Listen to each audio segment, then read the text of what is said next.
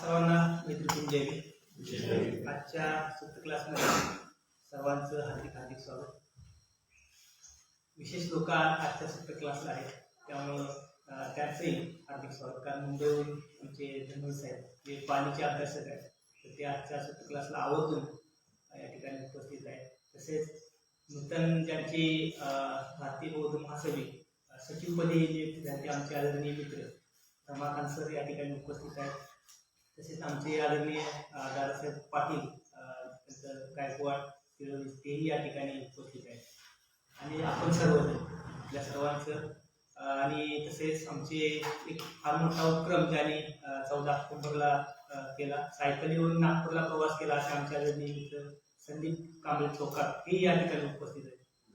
आणि विशेष सगळे लोक आज उपस्थित आहेत. आमचे आदरणीय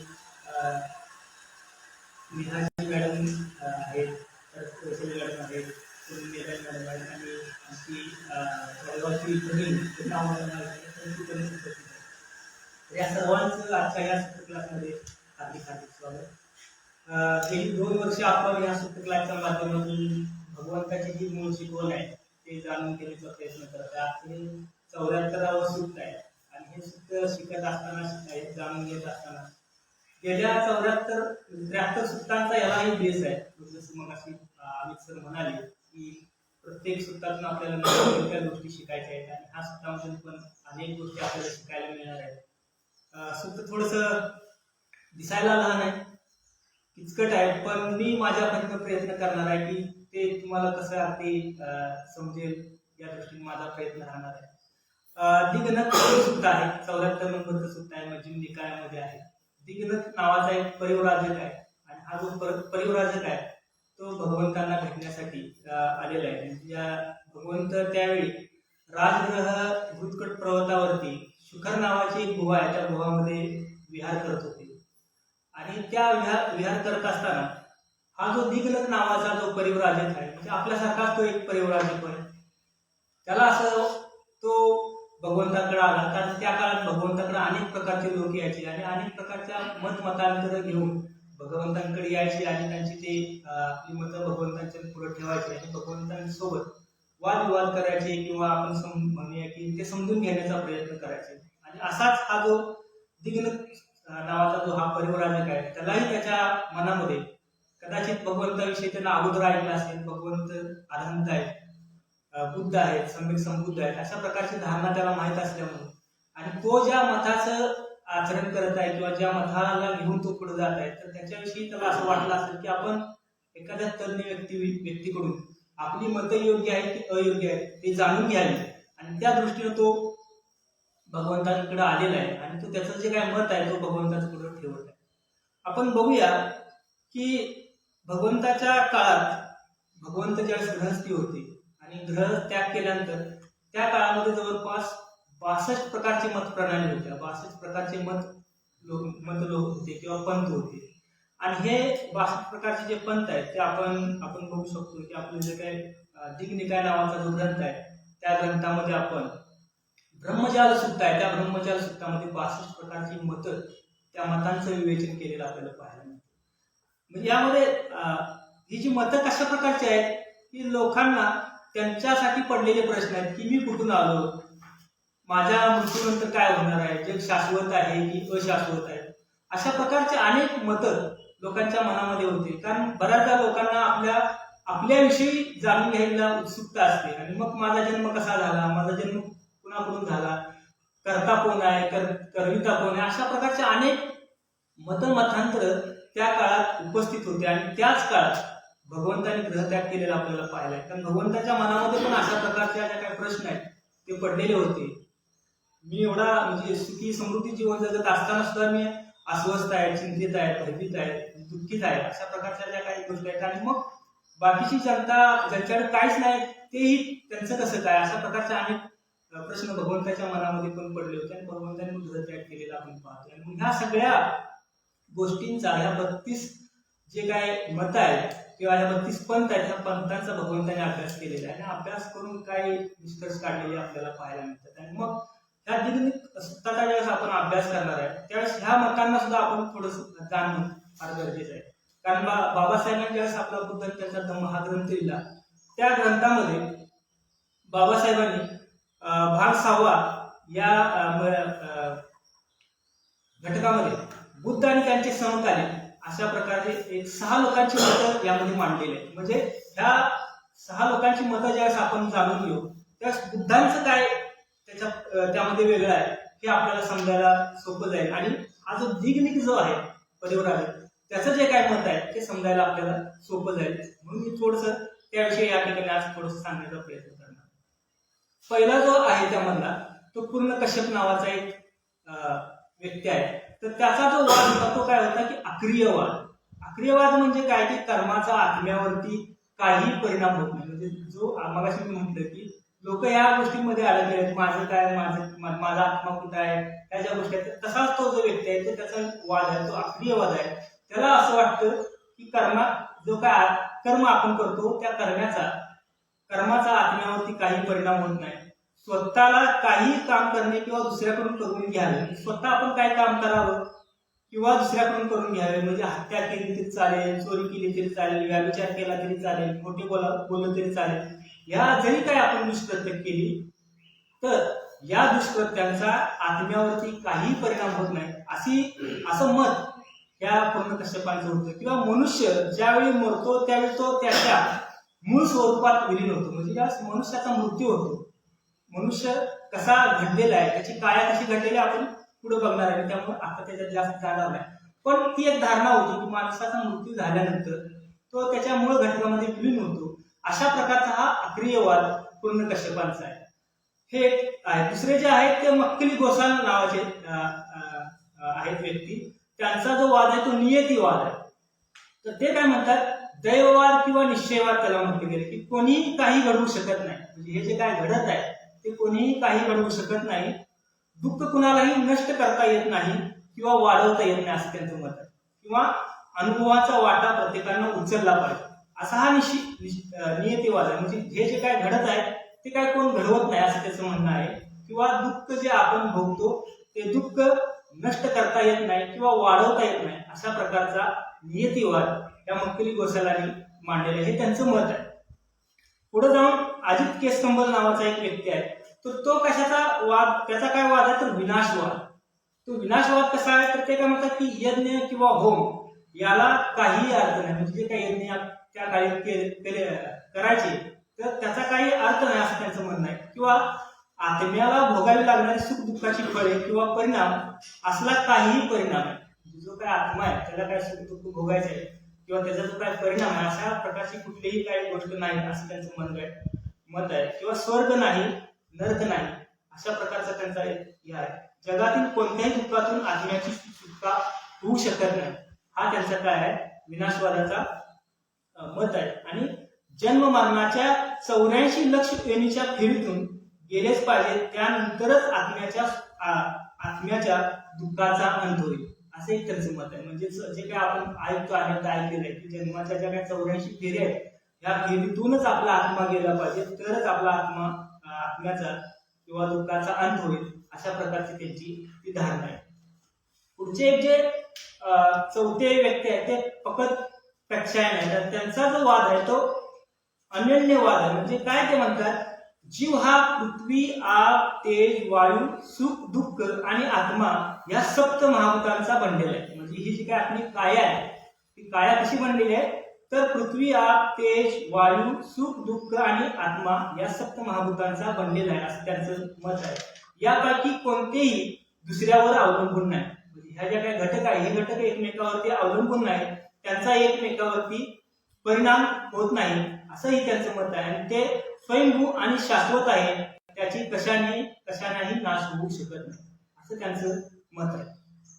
पुढचे जे आहेत ते संजय बेलखुप्त आहेत. त्यांचा जो वाद आहे तो विक्षेपवाद किंवा संशयवाद. म्हणजे स्वर्ग आहे असे विचारले आणि तो आहे असं जर त्याला वाटलं तर तो होय म्हणेल.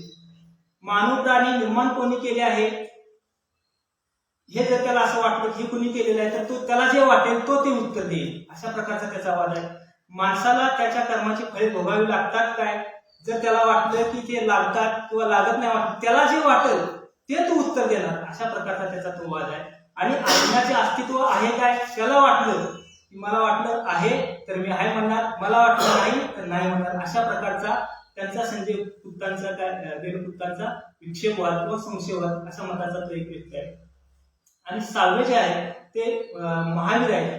त्यांचा जो आहे तो चातुर्याम संवरवाद जो आहे तो त्यांचा मत आहे. तर ते काय म्हणतात, पूर्वजन्मी आणि या जन्मी दुष्कृत्यामुळे आत्म्याला पुनर्जन्म घ्यावा लागतो. म्हणजे आपण जे काय म्हणजे आपल्या जन्माच्या अगोदर काय वाईट कर्म केले असतील मागच्या जन्मामध्ये त्याचे आणि आत्ताच्या जन्मामध्ये आपण जे काय वाईट कर्म करतो त्यामुळे आपला पुनर्जन्म घ्यावा लागतो असं त्यांचं मत आहे.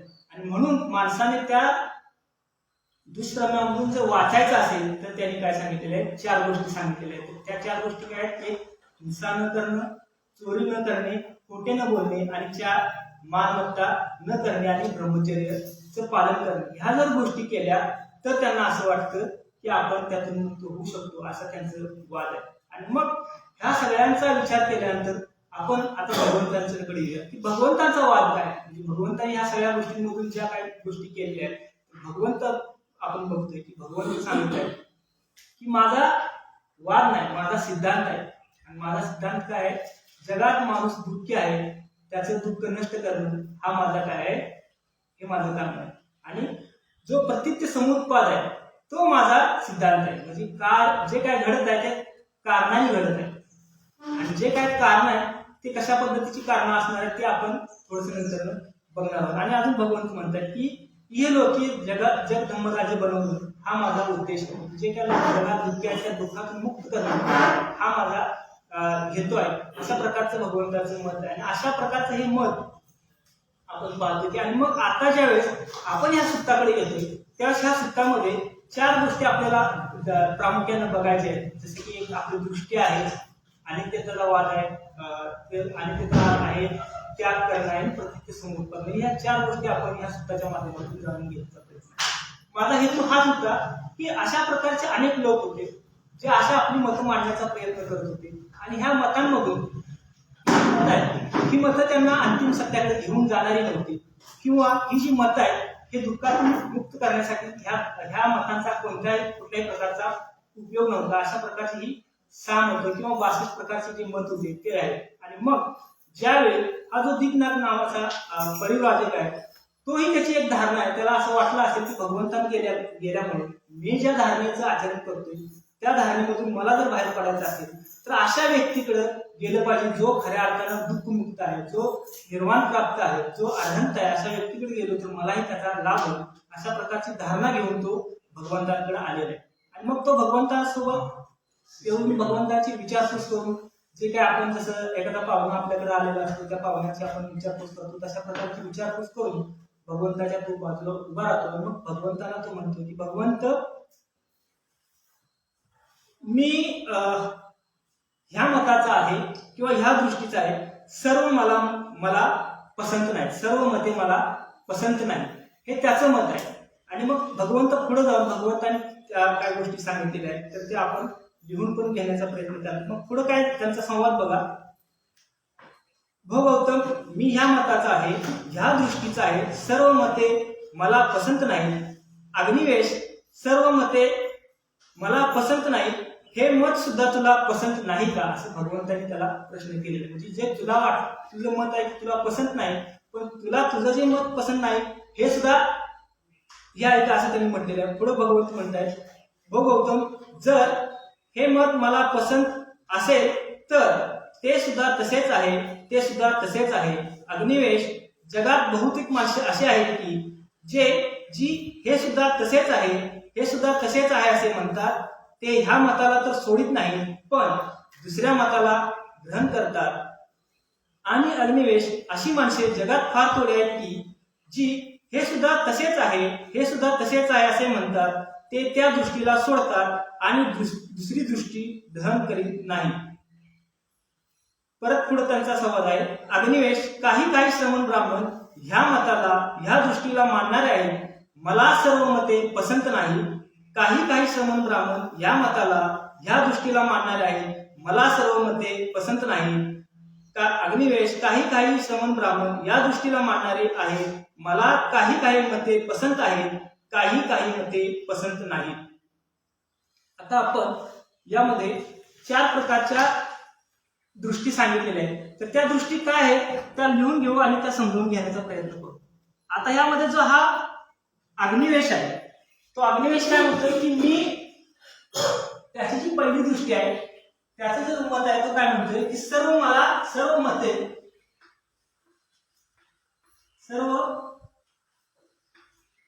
मते मला पसंत नाही. मला पसंत नाही. या दिग्निकाचं काय आहे मत आहे.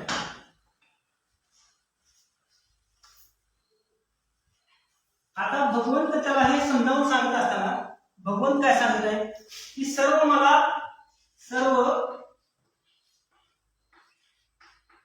मते मला पसंत आहे. अशा दृष्टीची काही लोक असतात. तिसरं जे आहे सर्व मते मला पसंत आहेत आणि पसंत नाही. अशाच काही दृष्टीचे असतात लोक. सर्व मते मला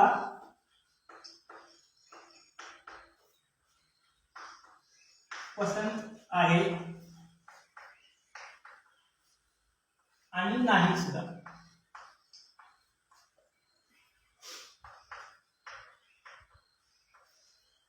आणि जी चौथी दृष्टी आहे मला काही काही मते पसंत आहेत.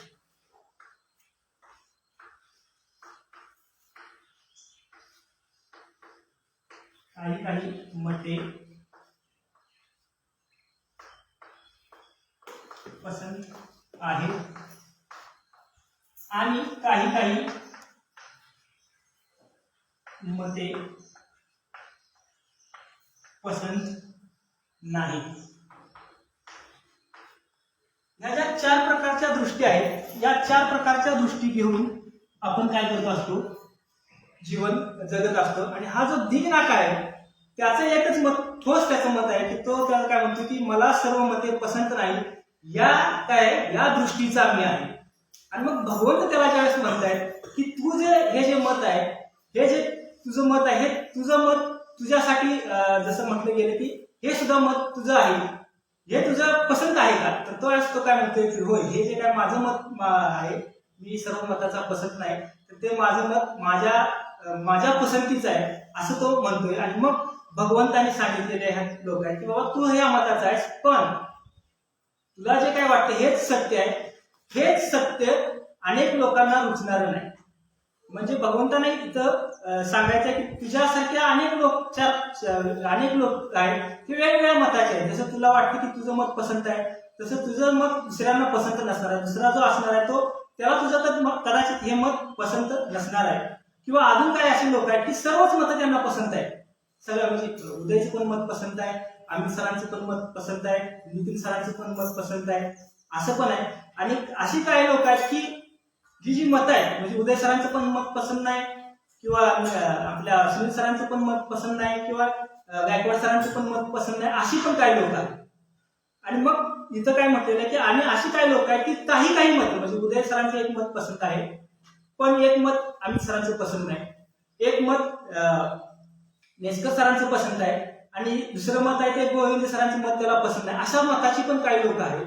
अशा प्रकारे धारणा घेऊन जगणारे लोक आहेत. पण भगवंत काय म्हणतायत जर तुम्ही असं समजत असाल की हेच मत म्हणजे तो जसं म्हणतोय की मला सर्व मते पसंत आहे त्याची ही जी दृष्टी आहे हेच सत्य असं जर तुला समजत असतील तर ते काय म्हणतायत की तुझं हे असं आहे हे जे तू सत्य असं म्हणतोस तर बाकीच्या लोकांना मात्र तुझं हे सत्य पटणार नाही.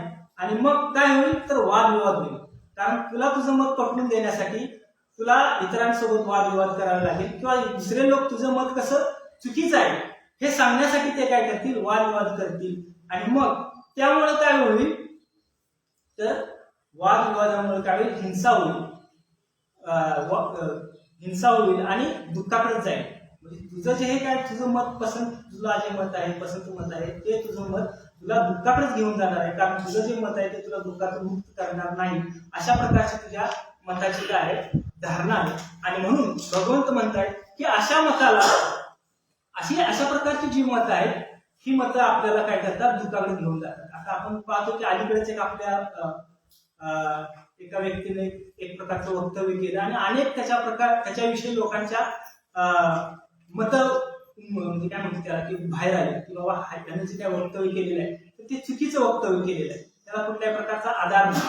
म्हणजे आपल्याला असं वाटत असतं मी जे काय बोलत आहे ते सत्य आहे, तेच योग्य आहे, पण तेच योग्य असेल हे दुसऱ्याला आपण ते पटवून देऊ शकत नाही किंवा दुसऱ्यांना ते तुमचं मत पटेलच असं नाही. म्हणून यातून काय होते, जर आपण आपल्या मतावरती ठाम राहिलो तर आपल्याला दुःखालाच भोगावं लागणार आहे, आपण दुःखाकडेच जाणार आहे. कारण यातून आपलं जर मत एखाद्याला पटलं नाही तर त्यातून काही वाद होईल, विवाद होईल आणि विवादातून हिंसा होईल आणि हिंसेतून मग आपण पाहतो की दुःखच आपल्याला त्याचा परिणाम मिळतो, दुःखच असणार आहे. आणि म्हणून आपण बघूया की आपली जी मतं आहेत ह्या आपल्या मतांना आपण त्या मतांची आपण चाचणी पण केली पाहिजे. कारण आपलं हे जे मत आहे हे हिताचं आहे की अहिताचं आहे याचा आपण काय केलं पाहिजे, म्हणजे याची आपण चाचणी केली पाहिजे. कारण मी जे काय बोलतोय हे बोलल्यामुळं दुसऱ्याचं अहित होत असेल तर ते निश्चितच ते जे मत आहे ते कशाचं आहे, दुःखाकडे घेऊन जाणार. आणि मी बोलल्यामुळं माझंही हित होत आहे आणि इतरांचंही हित होत आहे अशा प्रकारचं जर मत असेल तर ते निश्चितच आपल्याला दुःखमुक्तीकडे घेऊन जाणार आहे किंवा सुखाकडे घेऊन जाणार आहे. त्यामुळं आपण ज्या काय दृष्टी आपण पकडून ठेवलेल्या ज्या दृष्टी आहेत या दृष्टी सुद्धा आपल्याला दुःखाकडे घेऊन जातात. म्हणून आपण अशा दृष्टींना पकडून न ठेवता, त्याच्याप्रती आपलं उत्पादन अधिक बळकट न करता, आसक्ती न ठेवता आपण आसक्तीरहित जीवन जगायला भगवंतांना इथं काय सूचित करायचं आहे या दिग्निकायाला, दिग्न परिवाराधिकाला, की तू जे हे मत मांडत आहेस हे मत तुला शेवटी दुःखाकडेच घेऊन जाणार आहे. आणि जर तुला या दुःखातून मुक्त व्हायचं असेल तर त्याचा त्याग करणं गरजेचं आहे. मग तो त्याग कशा पद्धतीने केला पाहिजे ही भगवंतांनी या ठिकाणी सांगितलेलं आहे. मग ते काय म्हणतात की एक जे मत आहे त्या मताचे जे काय दोष आहेत त्या दोषाला पाहिले पाहिजे.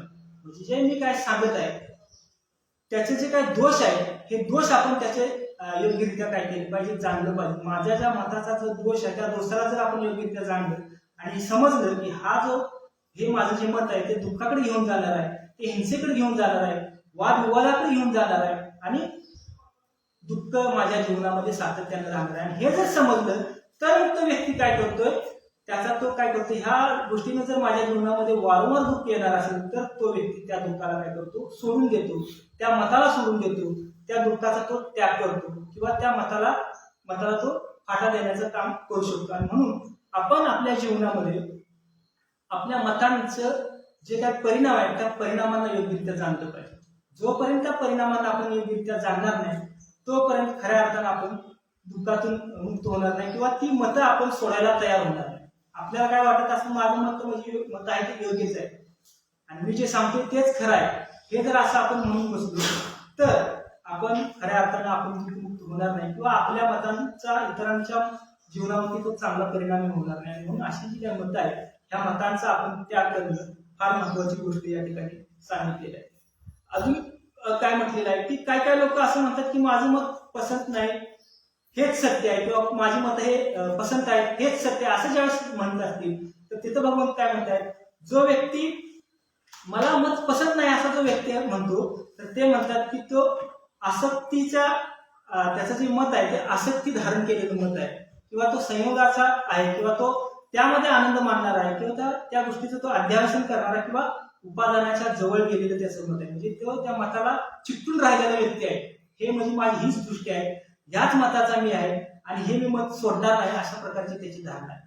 पुढे जाऊन भगवंत काय म्हणतात की जो व्यक्ती मला सर्व मते पसंत नाही असं ज्यावेळेस म्हणतो तर तो ज्याला म्हणूया की तो आसक्तीहीन आहे, म्हणजे त्याच्या त्या मतावरती तो ठाम नाही, त्याची त्या मताविषयी आसक्ती नाही किंवा माझं असंच तुम्ही ऐकलं पाहिजे असाही त्याचं मत नाही किंवा तो त्या मताला त्या प्रकारे घेत नाही, कारण त्याला माहित आहे की मी असंच जर म्हटलो तर कदाचित पुढे जाऊन मी दुःखाला सामोरं जाणार आहे, आणि त्यामुळं तो ह्या गोष्टींना काय करतो, सोडून जातो. आणि मग भगवंत अजून काय म्हणतात की काही लोक कसे आहेत की आपलं जे मत आहे ते मत सत्य असं म्हणतात आणि त्याला धरून ठेवतात आणि इतरांच्या मतांना ते ऍक्सेप्ट करत नाही, ते धारण करत नाही.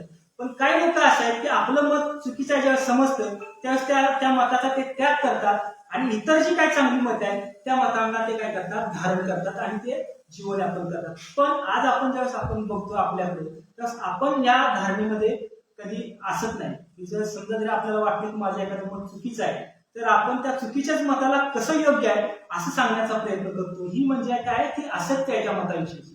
पण ज्यावेळेस आपल्याला हे समजतं की माझं मत मलाही दुःखाकडे घेऊन जाणार आहे आणि इतरांनाही दुःखाकडे घेऊन जाणार आहे, त्यावेळेस काय करतो, त्या मताचा आपण त्याग करतो आणि जी मतं चांगली आहे, जी आपल्यालाही सुख प्राप्त करून देणार आहेत, आपल्यालाही दुःखातून मुक्त करून देणार आहेत आणि इतरांनाही दुःखमुक्तीतून जाण्यासाठी फायदेशीर किंवा मदत करणार, तर तो काय करतो, तो अशा मताचा तो स्वीकार करतो आणि तो पुढं घेऊन जातो. असं म्हटल्यानंतर पुढं ते भगवंत त्या अजून काही गोष्टी सांगत आहेत ते आपण वाचत घेऊन जातो. एक गोष्ट यातली आपल्याला समजली असेल की आपण आपल्या मतांशी ठाम नाही राहिलं पाहिजे, कारण ते मत कदाचित भविष्यात आपल्याला दुःखाकडे घेऊन जाऊ शकतं. म्हणून आपण फ्लेक्झिबल असलं पाहिजे, लवचिक असलं पाहिजे. ही गोष्ट आपल्याला इथून शिकायची आहे आणि ज्या गोष्टी आपल्याला दुःख देणार त्या गोष्टींना आपण काय केलं पाहिजे, सोडून दिल्या पाहिजे, त्याचा त्याग केला पाहिजे. ही गोष्ट इथं भगवंतांना सूचित करायचं आहे, कारण आपली मतं ही आपल्याला त्यागायला पण आली पाहिजेत आणि नवीन मतांचा स्वीकार सुद्धा करायला आलं पाहिजे. इथून हे भगवंतांना त्या दिग्नकाला सूचित करायचं आहे. असं म्हटल्यावर दिग्नक अग्निवेश जे ब्राह्मण श्रमण या दृष्टीला मानणारे आहेत की सर्व मत मला पसंत आहे, त्यांच्याबद्दल विद्वान मनुष्य असा विचार करतो की ही जी माझी दृष्टी आहे की सर्व मला पसंत आहे, जर ह्या दृष्टीला मी घट्ट पकडून आग्रहाने म्हणू लागलो की हेच सत्य आहे, दुसरी मते खोटे आहे, तर दोघांच्या बरोबर वाद होईल. हे श्रमण ब्राह्मण जे ह्या दृष्टीला मानणारे आहेत की मला सर्व पसंत आहे, ते श्रमण ब्राह्मण जे दृष्टीला मानणारे आहेत की मला काही पसंत आहे आणि काही पसंत नाही, या दोघांच्या बरोबर माझा विग्रह होईल. विग्रह झाल्यावर वादविवाद होईल, वादविवाद झाल्यावर त्रास होईल, त्रास झाल्यावर हिंसा होईल. अशा प्रकारे आपल्यामध्ये विग्रह, विवाद, विघात आणि हिंसेला पाहून त्या दृष्टीला सोडून देतो. अशा प्रकारे असल्या दृष्टीचा तो त्याग करतो. मगाशी मी जसं म्हटलं की असा जो एखादा व्यक्ती आहे किंवा काही व्यक्ती आहे की काय मतं त्याला पसंत आहेत, काय मतं त्यांना पसंत नाही, आणि जर हे आपण म्हटलं की हेच माझं सत्य आहे असं जर म्हटलं तर तो इतर व्यक्तींसोबत त्याचा काय होईल, वाद होईल, विवाद होईल आणि विवादातून शेवटी काय होईल, हिंसा होईल, दुःख होईल. आणि ह्याची ज्याला त्यावेळेस जाणीव होईल की मी माझ्या मतानं जीवन जगत असताना माझ्या जीवनामध्ये सतत वाद विवाद, शंका, दुःखच येत आहे, तर मग अशा मतांचा मला काय उपयोग, कारण जी मतं मला दुःखातून मुक्त करू शकत नाही, जी मतं मला चांगल्या सुखाकडे घेऊन जाऊ शकत नाही, जी मतं मला एक चांगल्या प्रकारचा आपण म्हणूया की स्थैर्य देऊ शकत नाही, तर अशा मतांना माझं चांगलं होणार नाही, याचं ज्यावेळेस त्याला जाणीव होते त्यावेळेस तो इतरांशी वादविवाद न करता त्या मताचा तो काय करतो, त्याग करतो, त्या मताला तो सोडून देतो, असं या ठिकाणी म्हटलेलं आहे. आणि मग पुढे जाऊन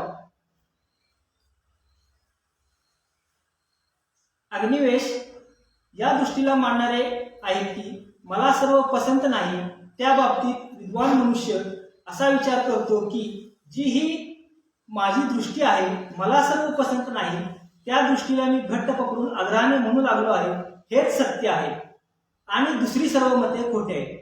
म्हणजे मगाशी जसं मी म्हटलं की तो एखादा माणूस आहे की माझी जी मतं आहेत हेच सत्य आहेत, दुसऱ्यांची मतं खोटी आहेत, असं जर म्हटलं तर परत काय होणार आहे, तिथेही वादविवादच होणार आहे. कारण दुसरी व्यक्ती त्याच्या मत खोडून काढण्यासाठी ते त्याच्यासोबत वादविवाद करतील, वादविवाद करून त्याच्यामध्ये परत हिंसा उत्पन्न होईल, हिंसा झाली परत दुःख उत्पन्न होईल. आणि मग ह्या सगळ्या गोष्टींचा परिणाम जो एखादा चांगला व्यक्ती आहे तो जाणतो आणि त्या परिणामाला जाणून तो काय करतो, त्या मताला सोडून देतो, त्या मताचा त्याग करतो. आणि जर अशा प्रकारे आपण त्या मतांचा त्याग केला तरच खऱ्या अर्थानं आपण दुःखातून मुक्त होऊ शकतो किंवा आपण चांगल्या प्रकारे जीवन जगू शकतो, असं या ठिकाणी सूचित करायचं आहे.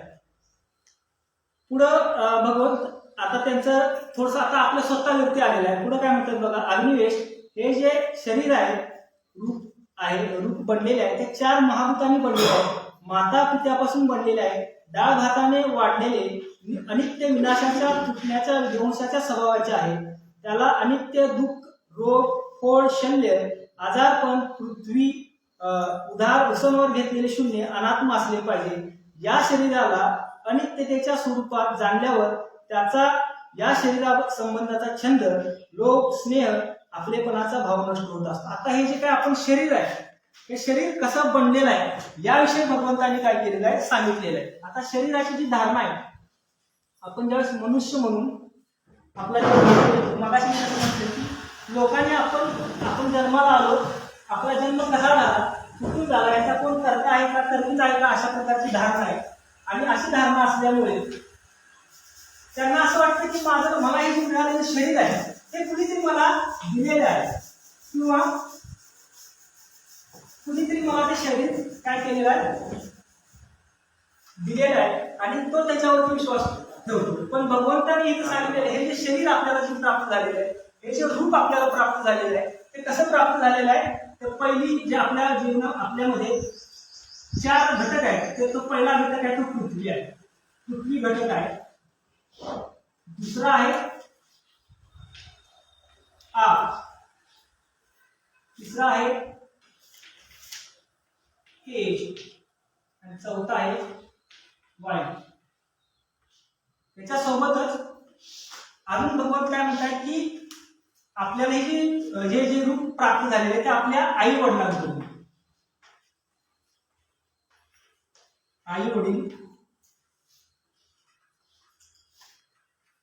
आपण जे काय खातो, डाळ भात जे आहे, जे अन्न ग्रहण करतो, त्या अन्न ग्रहणामुळे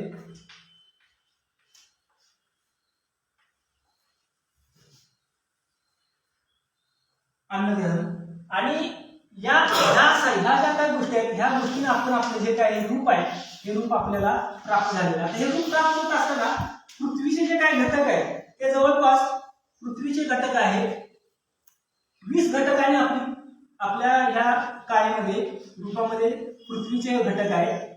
त्यानंतर आपण पाहतो की आप जे आहे त्याचे 12 घटक आहेत.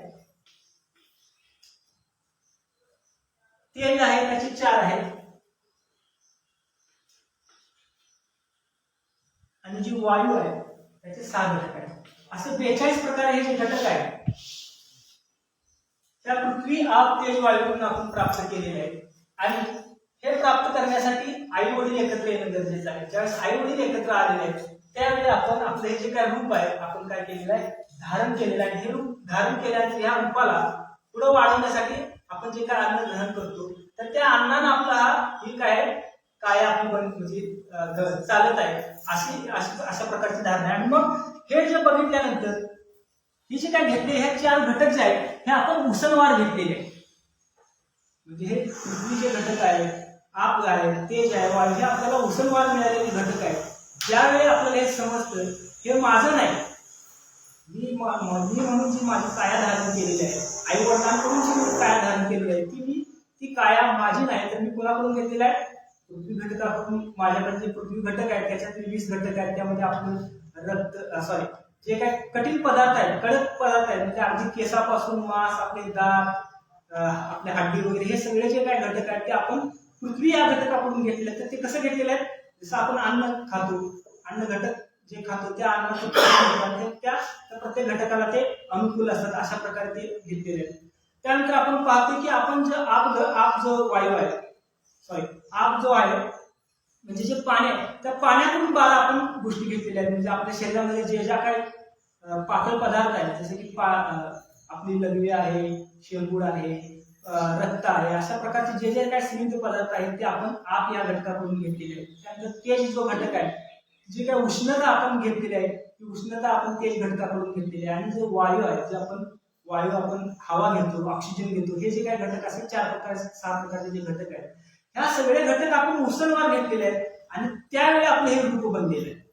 आपल्याला काय वाटतं हे रूप जे माझं आहे हे माझं आहे आणि हे मी फिक्स त्याला आपण करून ठेवलेलं आहे. पण ज्यावेळेस आपल्याला समजेल हे माझं नाही, तर मी हे पण आपण उसनवार घेतलेले ह्या घटक आहेत, हे मी पृथ्वीकडून ह्या घटक घेतलेले आहे, हे मी आपकडून हे घटक घेतलेले आहेत, हे मी तेजकडून हे घटक घेतलेले, हे मी वायूकडून घटक घेतले आणि हे सगळं घटक घेण्यासाठी माझ्या आई वडिलांनी मला काय दिलेलं आहे, जन्म दिलेला आहे. हे ज्यावेळेस आपल्याला समजतं त्यावेळेस आपण काय करतो, याच्याविषयी आपण अनासक्त म्हणतो. म्हणजे आपल्याला समजतं हे माझं नाही, मी नाही, माझं ज्याला मी म्हणून पकडून ठेवलेलं आहे, मी ज्याला माझा आत्मा समजतो, तर हा माझा नाही, तर ह्या चार घटकांकडून मी घेतलेला आहे. हे ज्यावेळेस त्याला समजतं, तो अनुभवानं समजतो, तो ध्यानात या गोष्टी जाणतो ह्या सगळ्या गोष्टींना, आणि मग समजतं हे ठोस नाही, हे कशाच आहे, तर हे अनित्य स्वरूपाचं आहे, बदलणाऱ्या स्वरूपाचं आहे. जसं की मी जन्माला आलो त्यावेळेस लहान होतो, लहान झाल्यानंतर मी थोडासा मोठा झालो, मोठा झाल्यानंतर मी वृद्ध झालो, वृद्ध झाल्यानंतर माझे जे केस आहेत ते पांढरे काळे होते, ते काळे पांढरे झाले, माझे दात पडले, आणि हे सगळ्या गोष्टी काय आहेत, बदलणार आहेत. हे बदलणाराचा जो सिद्धांत आहे, हे जो अनुभवाने ज्यावेळेस तो पाहतो त्यावेळेस त्याला त्याच्या ज्या शरीराविषयीची जी काय आसक्ती आहे ती काय होते, कमी होते, कारण त्याने ते जाणलेलं आहे, अनुभव घेतलेला आहे. अनुभवान तो जाणतो हे बदलणार आहे, हे ठोस नाही, याच्यावरती माझी मालकी नाही. म्हणजे जे हे शरीर आहे त्या शरीरावरती माझी मालकी नाही आणि हे बदलत राहणार आहे. आणि त्यामुळे तो काय करतो, या शरीराविषयीचा जो त्याचा लोभ आहे तो लोभ कमी करतो आणि आसक्तीहीन जीवन जगायला सुरुवात करतो. म्हणून आपण ज्यावेळी जीवन जगत असताना आपण आपल्या कायावरती फार काम करतो. आपल्याला वाटतं की आपली जी काय ती टिकली पाहिजे, त्यासाठी आपण वेगवेगळ्या प्रकारच्या गोष्टी करतो. मग आपण बघतो की सुंदर दिसण्यासाठी आपण अनेक प्रकारच्या क्रीम आहेत त्या लावतो. आपल्याला वाटतं की आपली काया चांगली राहिली पाहिजे, कारण ती का असं आपल्याला वाटत असते, तर आपल्या कायेवरती आपण प्रेम करत असतो. आपली काया आपल्याला सोडावीशी वाटत नसते, सहजासहजी आपली काया नष्ट होऊ नये असे आपल्याला वाटत असते. पण किती जरी असं आपण केलं तर ते थांबणार नाही. का थांबणार नाही, कारण त्याच्यावरती आपली मालकी नाही. कारण हे जे काही घटक आहेत हे निसर्गातून आपण घेतलेले आहेत, पण आपल्याला काय वाटतं की हे माझेच आहे, हे माझ्याच मालकीचे आहे, त्यामुळे आपण त्याच्याविषयी आपण फार फार प्रेम करतो आणि मग त्या प्रेमापोटी आपण दुःख पण भोगतो. कारण आपल्याला जरा जरी काय झालं, थोडं जरी आपण अस्वस्थ झालं तर लगेच आपण दवाखान्यात जातो. पण आपण हे बघत नाही की आपल्यामधला एखादा धातू कुठेतरी जरासा बिघडलेला आहे, त्या धातूला आपण जर चांगल्या प्रकारे जाणलं तर तो धातू आपल्याला शांत करता येतो. या प्रकारची धारणाच आपली नाही. आपण काय करतो की आपल्या शरीरातला एखादा घटक जरी काय बिघडला तर लगेच दवाखान्यात जातो, कारण आपल्याला ते शरीर टिकलं पाहिजे असं आपल्याला वाटतं. पण ते शरीर टिकणार नाही, कारण त्या शरीराचा जो गुणधर्म आहे तो नष्ट होणाऱ्या स्वरूपाचा आहे. भगवंत काय म्हणतात, हे जे शरीर तिकडे धारण केलेलं आहे आई वडिलांकडून घेतलेलं त्या चार धातूंकडून, ते नष्ट होणाऱ्या गुणधर्माचा आहे, नष्ट होणाऱ्या स्वभावाचा आहे. पण आपल्याला वाटतं की ते ठोस असायला पाहिजे, ते नष्ट व्हायला नाही पाहिजे अशी आपली धारणा असते. म्हणून आपण वारंवार काय होत असतो, दुःखामध्ये जात असतो, दुःख भोगत असतो. आणि म्हणून भगवंत म्हणतात, यातून जर आपल्याला बाहेर पडायचं असेल तर हे शरीर कारणाने बनलेलं आहे. म्हणजे हे शरीर ज्यावेळेस आपली काया आलेली आहे, ती काया ज्यावेळेस उत्पन्न झाली, हे ज्यावेळेस रूप उत्पन्न झालं, ते असंच उत्पन्न झालेलं नाही, तर ते कारणाने, हे जे काही कारण कुठले आहेत, पृथ्वी, आप, तेज, वायू, आई, आपले आई आणि वडील, हे बनण्यासाठी हे लोक कारण आहे. म्हणजे भगवंताला सांगायचं आहे की, आणि जो आपण प्रतीत्य समुत्पाद ज्याला म्हणतो तर तो आहे. पण इतर जे पंथ आहेत त्या पंथांचं असं त्यांचं मत नव्हतं. त्यांना असं वाटत होतं ही जी काय काया प्राप्त झालेली आहे ती कोणतरी त्याचा करता करविता असेल, अशा प्रकारची त्यांची मतं होती. पण भगवंत या मताचे नाही आहेत. भगवंताने सांगितलेलं आहे की तुमची काया तुम्ही ह्या गोष्टींकडून घेतलेली आहे, आणि ह्या कायेवरती आपण जर मालकी करत बसलो तर दुःख आणि दुःखच आपल्याला होणार आहे. त्यामुळे ह्या कायेला जर आपल्याला त्यागायचा असेल तर तो त्यागण्याचा पण जो आहे मार्ग आहे तोही भगवंतांनी सांगितलेला आहे. तो आता आपल्या इतका हे नाही, पण त्याची काय ध्यानधारणा सांगितलेली आहे, तर त्या ध्यानधारणाने आपण निश्चितपणे हे केली तर निश्चित आपण त्या गोष्टीतून मुक्त होऊ शकतो. पुढं भगवंतांनी त्याला अजून एक गोष्ट सांगितलेली आहे. आता कायेविषयी झाल्यानंतर ह्या कायेला ज्या काय वेदना होतात त्या वेदनेविषयी भगवंतांनी काय केलेलं आहे, त्याला सांगण्याचा प्रयत्न केला. तर मग इथं 3 प्रकारच्या वेदना ज्या आहेत त्या इथे सांगितलेल्या आहेत. 3 प्रकारच्या वेदना काय आहेत,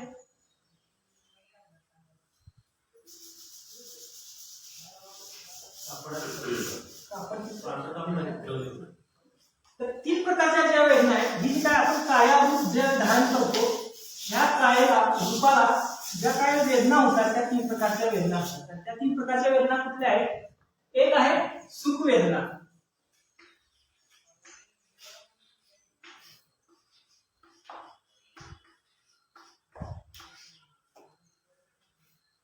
दुसरी आहे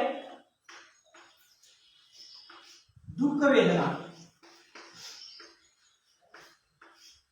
तिसरी आहे असुख, असुख, अदुःख, अदुःख वेदना. आता हे भगवंताला सांगत असताना वेदना म्हणजे नेमकं आपल्याला काय माहित आहे. आपण गेल्या अनेक वर्गातून वेदना म्हणजे काय आपण व्याख्या ऐकलेली, पण जाता जाता मी थोडक्यात तुम्हाला ती वेदनेची व्याख्या सांगतो. वेदना म्हणजे काय, इंद्रियांचा इंद्रिय विषयाशी संपर्क आला असता जी जाणवणारी अनुभूती आहे ती म्हणजे वेदना आहे. आपले जे काही इंद्रिय आहेत आणि इंद्रियांचे जे विषय आहेत त्या विषयांची ज्यावेळेस संपर्क येतो त्यावेळेस जी काय जाणवणारी अनुभूती आहे ती आपली वेदना आहे. म्हणजे आता हे डोळा आहे तर डोळ्याचा विषय काय आहे, बघणं. कान आहे, कानाचा विषय काय, ऐकणं. तर या एकमेकांशी ज्यावेळेस संपर्क होतो आणि त्यातून जे काय आपल्याला अनुभवायला येतं, म्हणजे सुखद असेल तर आपण सुखदाय असं म्हणतो, दुःखद असेल तर दुःखदाय असं आपण म्हणतो, असुख असेल आणि किंवा अदुःख म्हणजे न्यूट्रल असं म्हणतो. असं जे काय वेदना आहे तर त्या वेदना आपण जाणतो. म्हणजे ज्यावेळेस सुखाची वेदना आपल्याला जाणवते त्यावेळेस आपल्याला वाटते की ही वेदना आपल्या सतत सोबत राहिली पाहिजे. ह्या वेदनेमध्येच मी आपलं जीवन आपण करायला पाहिजे अशी आपली धारणा बनते. ज्यावेळेस दुःखाची वेदना येते त्यावेळेस आपल्याला वाटते की ही वेदना माझ्यासोबत नको, त्या वेदनेचा आपण काय करतो, तिरस्कार करतो. अशा प्रकारची वेदना माझ्या जीवनामध्ये यायला नको. अशा प्रकारचे दुःखद प्रसंग जे आहेत ज्यामुळे आपल्याला दुःखद वेदना होतात ते प्रसंग आपण टाळण्यासाठी काय करत असतो, प्रयत्न करत असतो. पण सुखद वेदना जी असते त्या सुखद वेदनेला मात्र आपण ती सतत राहावी यासाठी आपण प्रयत्न करत असतो. आणि असुख अदुःख वेदना म्हणजे कधी कधी कसं असतं की न्यूट्रल आपण असतो, त्या वेदनेचा आपल्या जीवनामध्ये इतकासा परिणाम आपण तो जाणवत नाही. म्हणजे कधी कधी ह्या वेदना होतात याची जाणीवच आपल्याला होते.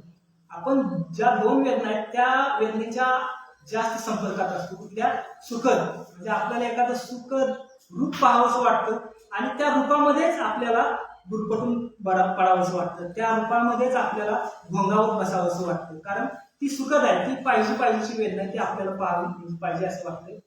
दुःखद वेदना आहे ती दुःखद वेदना आपल्याला नकोशी वाटते, कारण दुःखद वेदना आहे आपल्याला त्रास देणाऱ्या असतात, आपल्या शरीराला त्रास देणाऱ्या असतात, मनाला अस्वस्थ करणाऱ्या वेदना असतात आणि त्यासाठी आपण त्या नको अशा वाटतात.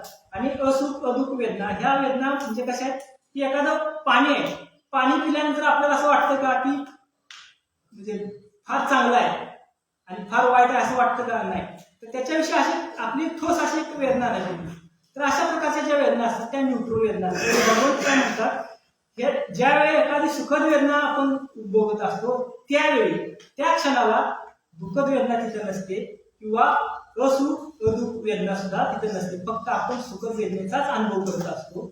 ज्यावेळी आपण दुःखद वेदनेचा अनुभव करत असतो त्यावेळी तिथं सुख वेदना काय असते तिथे नसते किंवा असुख वेदना सुद्धा तिथं भगवंत म्हणतात नसते. आणि पुढे जाऊन भगवंत काय म्हणतात, ज्यावेळेस आपण असुख अदुःख वेदनेचा अनुभव करत असतो त्यावेळी सुद्धा सुख वेदना तिथे उपस्थित नसते किंवा दुःखद वेदना सुद्धा तिथं उपस्थित नसते. ह्या ज्या काही वेदना आहेत ह्या वेदना सतत बदलणाऱ्या आहेत. म्हणजे वेदनेचा जो स्वभाव आहे तो जवळपास 6 प्रकारे आपण पाहतो की वेदना ज्या आहेत त्या 6 प्रकारे बदलतात. म्हणजे जी काय वेदना आहे आता आपल्याला सुख वाटतं, पुढे जाऊन ती काय झालेली असते, दुःखामध्ये त्याचा बदल झालेला असतो. म्हणजे ती अनित्य धर्माची वेदना आहे. वेदनेचा जो गुणधर्म आहे तो काय, अनित्य धर्म आहे, सतत बदलणारे परिवर्तनशील असणारी वेदना आहे. पुढे जाऊन काय की ज्या अशा काय वेदना त्या संस्कारयुक्त वेदना आहेत. म्हणजे त्याच्यावरती काहीतरी संस्कार झालेला असतो अशा प्रकारच्या वेदना असतात. म्हणजे आपण समजा की साखर आहे, साखर ज्यावेळेस आपण खातो त्यावेळेस आपल्याला गोड वाटतं, सुखद वाटतं. म्हणजे तो त्याच्यावरती साखर खाल्ल्यानंतर गोड वाटणं हा तो संस्कार आहे. सुखद वाटलं आपल्याला तर ते संस्कार वेदना आहे, तो त्याचा गुणधर्म आहे. पुढे म्हणतात की प्रतीत कारण कारणाने बनलेल्या वेदना. म्हणजे जी काही वेदना आहे ती अशीच नाही होत, तर त्याला काहीतरी कारण उत्पन्न होतं, त्या कारणानेच वेदना उत्पन्न होत असते. म्हणजे जरी आपण म्हटलं की मला सुखद वेदना आता माझ्या मनामध्ये उत्पन्न झालेली आहे तर ती अशीच उत्पन्न झालेली नाही, तर त्याच्यासाठी हेतुप्रत्यय एकत्रित आलेले आहेत. हेतुप्रत्यय काय आहे, समजा फुल आहे, गुलाबाचं फुल आहे, गुलाबाचं फुल ज्यावेळेस मी बघतो त्यावेळेस मला वाटतं की हे अरे फार छान आहे. जर तेच फुल जर एखाद्या स्त्रीनं पाहिलं तर ती स्त्री काय करेल, हे गुलाबाचं फुल छान आहे आणि ते फुल तोडून गेलं की त्याच्या म्हणजे त्याच्या वेणीमध्ये झाले. अशा प्रकारे तो तिथे हेतू प्रत्येक उत्पन्न झालेले, म्हणजे जे जे काय उत्पन्न होत आहे ते कारणाने उत्पन्न होत आहे. आणि वेदनेचा जो काय स्वभाव आहे तो असाच आहे, म्हणजे ते कारणानेच वेदना उत्पन्न होतात आणि कारणानेच त्या नष्ट सुद्धा होतात. परत म्हटलेलं आहे की त्या विनाश पावणार आहेत, म्हणजे ज्या काही वेदना उत्पन्न होतात त्या नाश पावणार आहेत. म्हणजे आता सुख वाटत असेल तर कालांतराने दुःख वाटणार आहे, पुढे जाऊन ते ना अदुःख पण वाटणार आहे. अशा प्रकारची ती वेदना आहे. आणि वैराग्य स्वभावाची वेदना आहे, म्हणजे जी काय वेदना आहे, समजा आपल्याला दुःखद वेदना असेल तर त्याच्याप्रती आपल्याला काय सुख वाटतं का? आपल्याला असं वाटतं की कधी माझ्या जीवनातील ही जी दुःखद वेदना आहे ती निघून जावी.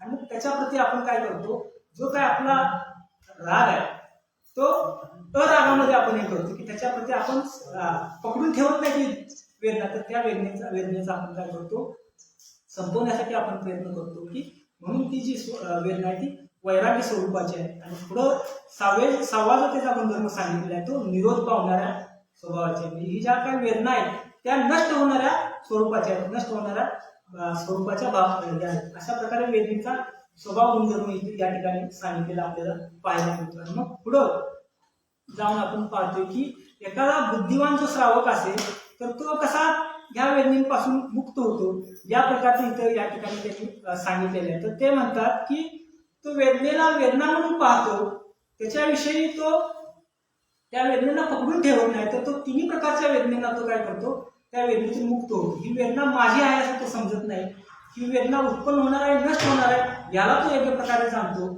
आणि त्यामुळे तो त्यापासून तो काय होतो की मुक्त होतो, तो पकडून ठेवत नाही. आणि ही वेदना नष्ट होणाऱ्या स्वरूपाची, म्हणजे हे जो काही 6 गुणधर्म आहेत त्या गुणधर्मांना तो योग्य प्रकारे जाणतो. आणि त्यामुळं त्या वेदनेमध्ये तो आसक्त होत नाही, आणि त्यामुळे तो त्या तिन्ही वेदनेमधून तो मुक्त होतो. म्हणजे ज्या प्रकारे आपण पाहतो की आपल्यामध्ये लोभ उत्पन्न होतो, द्वेष उत्पन्न होतो, अमोह उत्पन्न होतो, ह्या वेदनाच आहे. लोभाची वेदना आहे, द्वेषाची वेदना आहे आणि मोहाची वेदना आहे. तर त्या तिन्ही वेदनेमधून तो मुक्त होतो. तो का मुक्त होतो, तर ह्या जे काय 6 गुणधर्म आहेत ह्या 6 गुणधर्मांना तो योग्य प्रकारे जाणतो. म्हणजे वेदना नष्ट होणाऱ्या स्वरूपाचे आहे, अनित्य स्वरूपाचे आहे, ते संस्कारित आहे, विनाश पावणारे आहे, निरोध पावणाऱ्या धर्माचे आहे. त्यामुळे त्याला योग्य प्रकारे जाणल्यामुळे तो त्यातून मुक्त होतो आणि तो निर्बंधित होतो. म्हणजे तो स्वतःला त्या वेदनेमध्ये बंधित करत आहे. बऱ्याचदा काय करतात लोक की सुखाची वेदना असेल तर त्या सुखाच्या वेदनेला बंधित करण्याचा प्रयत्न करतात. आपल्याला वाटतं की ती सतत माझ्यासोबत असायला पाहिजे, आपल्याला त्या बंधनात अडकून घेण्याचा प्रयत्न करतात. आपण आपल्या धारणा पण असतात बऱ्याचदा मी बौद्ध आहे अशा असल्याची आपली धारणा असते, मत असते आणि तसं जीवन जगत असतो. पण मी बौद्ध आहे म्हणजे नेमकं काय आहे हे माहित नसतं, म्हणजे जीवन आपण कसं करायला पाहिजे हे माहित नसतं. आणि ह्या अशा सगळ्या गोष्टींना आपण धारण केल्यामुळे खऱ्या अर्थानं आपण दुःखमुक्तीकडे प्रवेश करायला पाहिजे. पण दुःखमुक्तीकडे न जाता अशा धारणेला पकडून ठेवल्यामुळे खऱ्या अर्थानं दुःखाकडे जातो. बौद्ध आहे म्हणजे काय, तर ह्या सगळ्या गोष्टींचा आपल्याला अनुभव करता आला पाहिजे. हे सगळे कारण काय आहे त्या कारणाला योग्यरित्या जाणलं पाहिजे आणि त्यानुसार आपण जीवन यापन केलं पाहिजे, तर ते खऱ्या अर्थानं आपण पुढे जाऊ शकतो. आणि मग पुढे अजून म्हटलं की आसक्तीरहित होतो. त्या सगळ्या वेदनांपासून तो जो काय एखादा श्रावक, बुद्धिवान श्रावक आहे तो त्याला पकडून न ठेवता त्या वेदनांना तो दूर करतो आणि आसक्तीरहित होऊन तो जीवन यापन करतो. विरागाला प्राप्त होऊन विमुक्त होतो. विराग जी एखादी गोष्ट आहे त्याला आपण राग ज्याला म्हणतो, राग म्हणजे काय आसक्ती. पण इथं काय करतो, तो त्या आसक्तीला सोडतो, आसक्तीला प्राप्त होऊन विमुक्त होतो. म्हणजे काय, लोभ मोह द्वेषाला तो सोडून देतो आणि त्याचं जे चित्त आहे त्या लोभ मोह द्वेषातून मुक्त होतं. अशा प्रकारची भावना इथे या ठिकाणी उत्पन्न होते आणि विमुक्तीमध्ये विमुक्त झाल्याचं ज्ञान होतं. म्हणजे मी विमुक्त झालोय याचं त्याला ज्ञान होतं. मग हे कसं होतं, तर त्याचं चित्त आहे ते कुठल्याही गोष्टींना ग्रहण नाही करत, त्याचं जे चित्त आहे ते पकडून नाही ठेवत. जरी लोभ आला तर त्या लोभाला पकडत नाही, जरी द्वेष आला तर त्या द्वेषाला पकडत नाही, जरी मोह आला तर त्या मोहाला पकडत नाही. जसं की कमळ आहे, ते कमळ पाण्याला ग्रहण करत नाही, तसं त्याचं चित्त बनलेलं असतं. कुठलीही घटना घडो त्या घटनेला ते रिॲक्ट होत नाही किंवा पकडून ठेवत नाही. अशा प्रकारे ते त्याला समजतं आणि त्यातून मी मुक्त झालोय अशा प्रकारचं ज्ञान त्या व्यक्तीला होतं, असं भगवंताने या ठिकाणी सांगायचं आहे. पुढे जाऊन काय त्याला समजते की जन्म संपलाय आता, म्हणजे जे काय उत्पन्न होणं आहे, नष्ट होणं आहे, हे त्याला समजलेलं आहे. आता तो ह्या गोष्टीत अडकून पडत नाही. चांगलं आलं काय, वाईट आलं काय, ह्या गोष्टींमध्ये तो हे नाही, आणि तो नवीन काही निर्माण करत नाही. ह्यामुळे त्याचा जन्म संपलेला आहे. अशा प्रकारची त्याला जाणीव होते आणि त्याची विशुद्ध चर्या पूर्ण केली आहे असं त्याला त्याचं ज्ञान होतं. म्हणजे मी जे काय करत आहे हे ज्यासाठी करायचं आहे, जी माझी विशुद्ध चर्या आहे ती आता काय झालेली आहे, पूर्ण केलेली आहे. म्हणजे मी निर्वाणाला प्राप्त झालेलो आहे. हे सगळं कशासाठी मी करत होतो, तर दुःखमुक्तीसाठी करत होतो, आणि मी आता दुःखमुक्त झालेलो आहे. मी निर्वाण प्राप्त झालेलं आहे, आणि त्यामुळे आता काय करणं बाकी राहिलेलं नाही माझ्यासाठी. याचं ज्ञान एखाद्या चांगल्या युवकाला म्हणजे सावकाला होऊ शकतं असं या ठिकाणी सांगायचं, हे करण्याची त्याला हे करायचं. आणि मग हा जो प्रसंग आहे, हे सगळं करत असताना सारीपुत्र नावाचे जे काय ग्रंथी आहेत ते फार महत्वाचे व्यक्तिमत्व आपण पाहिलेले आहे, तर ते तिथं उपलब्ध आहे. हा दिग्निकाला ज्यावेळेस भगवंत हा उपदेश देत आहेत, आणि हा उपदेश देत असताना सारीपुत्र ते ऐकत आहेत, आणि सारीपुत्र ऐकत असताना सारीपुत्रांना असं वाटत आहे हे भगवंत मला सांगत आहे. हे जे काय ह्या गोष्टी सांगत आहेत ते मला भगवंत सांगत आहेत. मला भगवंत सांगत ह्या गोष्टी तू सोडून दे, ह्या गोष्टींचा त्याग कर, अशा प्रकारचं जे काही देशनाही भगवंत सांगत आहेत. आणि ह्या देशना ते सारीपुत्र ऐकत आहेत, आणि सारीपुत्र त्या गोष्टी सोडून देत आहेत. ते सारीपुत्रांनी इथं त्याचं वर्णन केलेलं आहे. सारीपुत्र आता आपण शेवटच्या टप्प्यात आहे.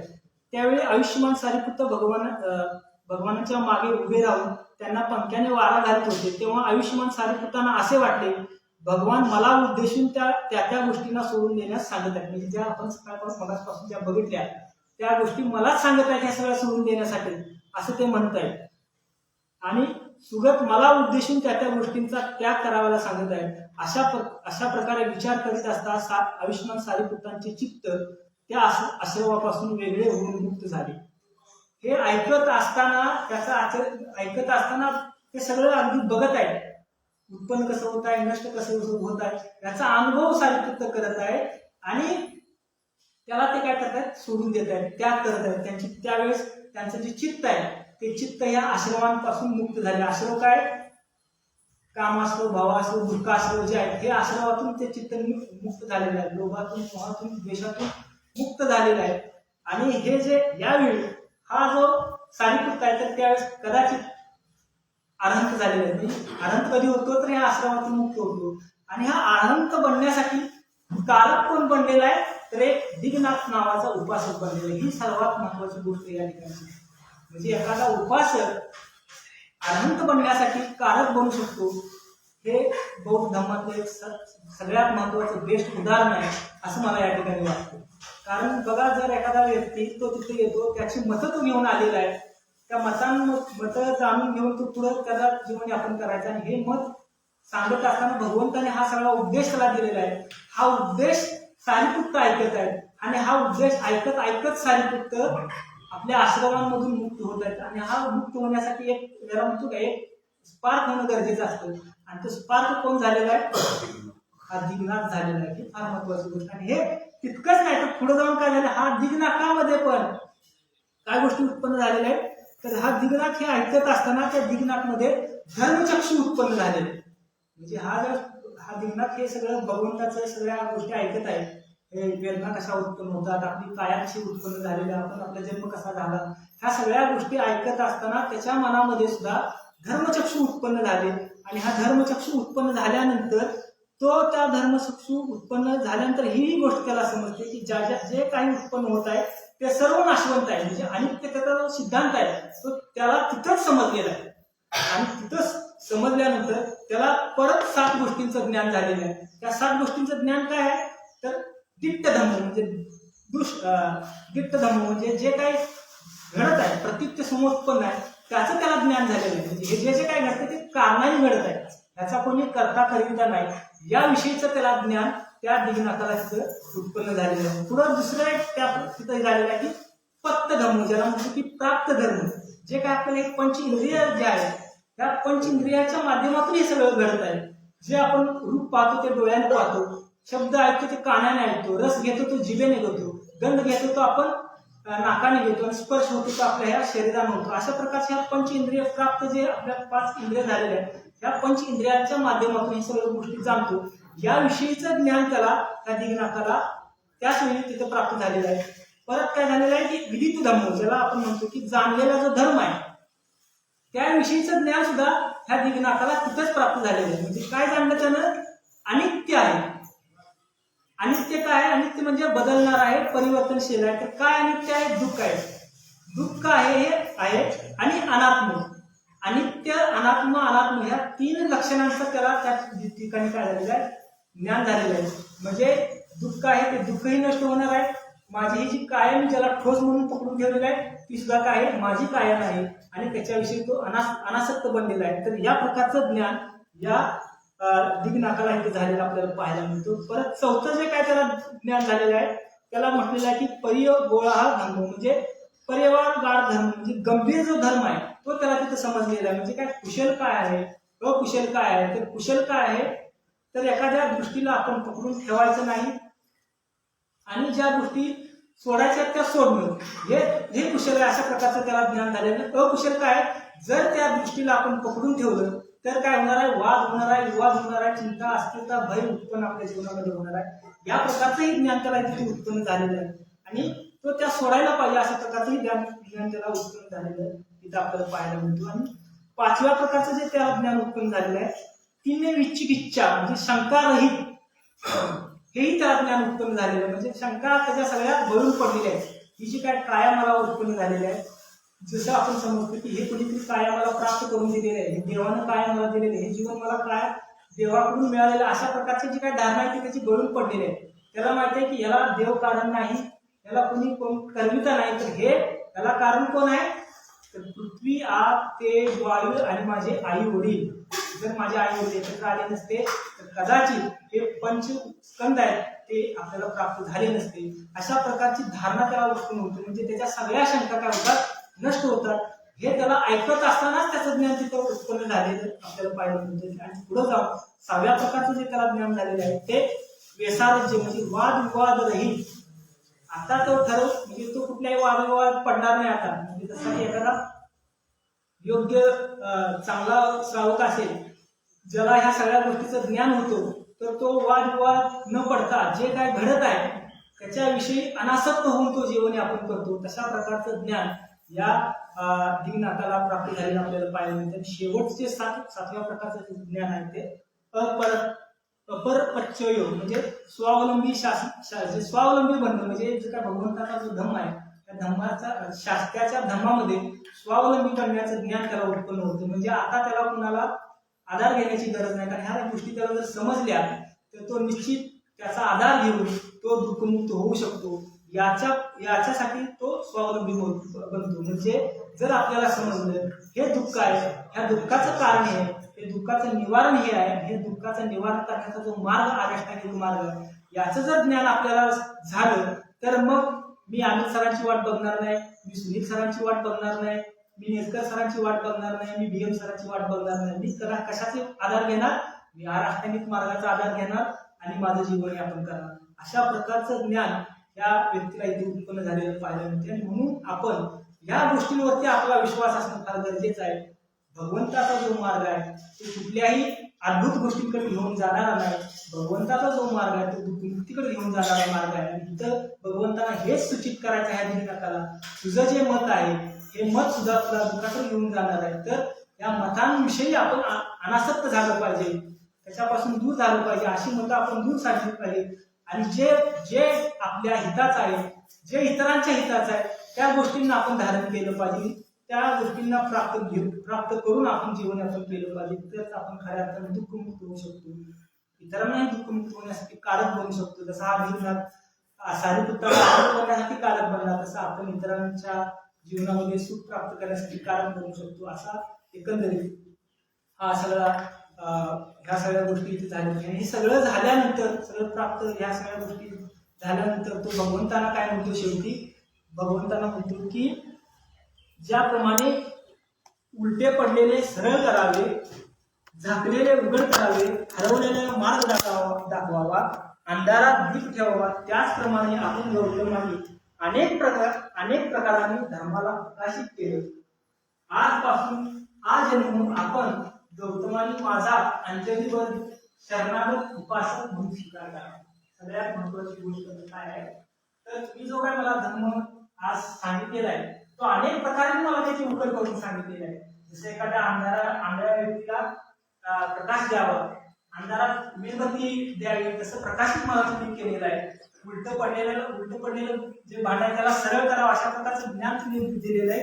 आणि हे सगळं झाल्यानंतर तो भगवंतांना काय हे करते, म्हणजे आपण म्हणतो त्याला म्हणूया की म्हणतोय की तुम्ही मला आजीवन उपासक म्हणून मला काय करावं, स्वीकार करावं. म्हणजे हा एक महत्वाची सगळ्यात गोष्ट काय, हा उपासक आहे. तो सुरुवातीला तो परिवारक म्हणून इथं आलाय, पण आता तो काय म्हणतोय की उपासक म्हणून मला जीवनभर मला तुम्ही काय करावं, स्वीकार करावं, अशा प्रकारची तो धारणा करतोय. अशा प्रकारची धारणा करून हे सुद्धा येते या ठिकाणी समजतो. तर तुम्ही सर्वांनी अगदी शांततेने सुद्धा ऐकण्याचा प्रयत्न केला. थोडस मी अगोदर सांगितलं की थोडसा समजायला कठीण आहे. मी माझ्या परीनं समजावून सांगण्याचा प्रयत्न केलेला आहे, पण अजून इथं अनिल सर आहेत, नितीन सर आहेत, भोसले सर आहेत, तर ह्या काय गोष्टी त्या राहिल्या असतील तर त्यांनी त्या क्लिअर कराव्या असं मी त्यांना विनंती करतो. आणि आपल्यालाही जर काय याच्याविषयी शंका असतील तर तुम्ही शंका विचारू शकता. त्या शंकेचा आपण निरसन करू. धन्यवाद.